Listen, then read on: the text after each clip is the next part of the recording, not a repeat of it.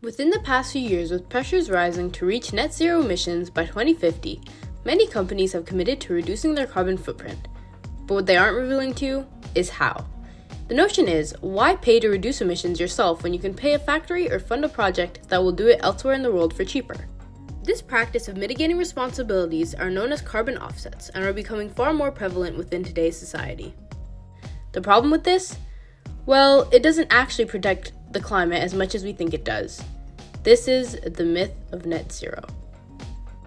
For starters, when carbon dioxide is released into the atmosphere, it impacts the entirety of the planet, not only the location at which it is released. Lo and behold, the creation of carbon offsets. To put it simply, large companies or celebrities will pay into carbon initiatives that will contribute to reducing the prevalence of CO2 in our atmosphere, or even by buying carbon credits from companies like Tesla, who have racked up over $6 billion off selling carbon credits.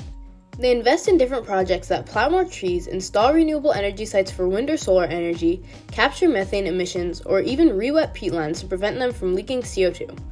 But why is this such a massive problem? Well, firstly, many companies simply aren't reducing their emissions at all, with some companies such as Shell even planning to increase production by 37% over the coming decade.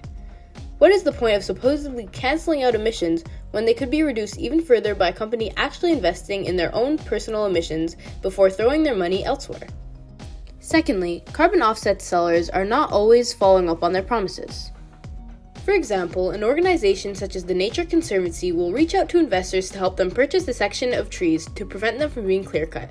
But with the case of the Nature Conservancy, a section of land they had purchased decades ago, known as Pennsylvania Ridges, now has a risk of 75% of the trees being cut, despite already owning the territory, which in theory makes this risk untrue.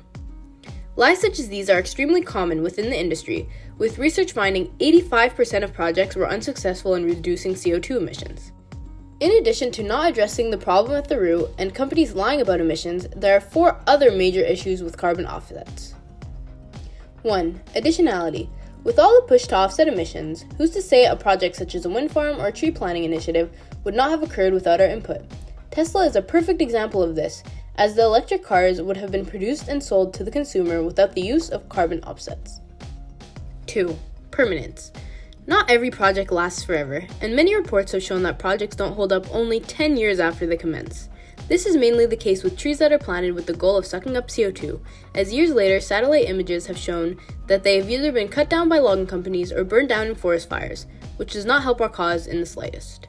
3. Leakage.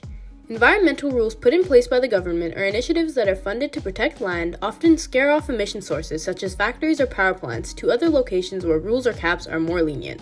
Therefore, rather than emissions being reduced, they are simply transferred to another less strict location. 4. Double counting. The meaning is exactly how it sounds. Emissions reductions are very difficult to associate to one point of origin, leading to offsets being claimed as their own by multiple corporations, which leads to less work being done. This mirrors the case of Brazil, as they want to count the preservation of the Amazon rainforest as their own while still selling carbon offsets to those in the market. With this being said, what is the solution to this widespread issue? Well, to start, businesses should stop mitigating their responsibilities and focus on fixing emissions within their own backyard. If we stop letting corporate greed run our environmental decisions, we'll be on the path towards a greener future.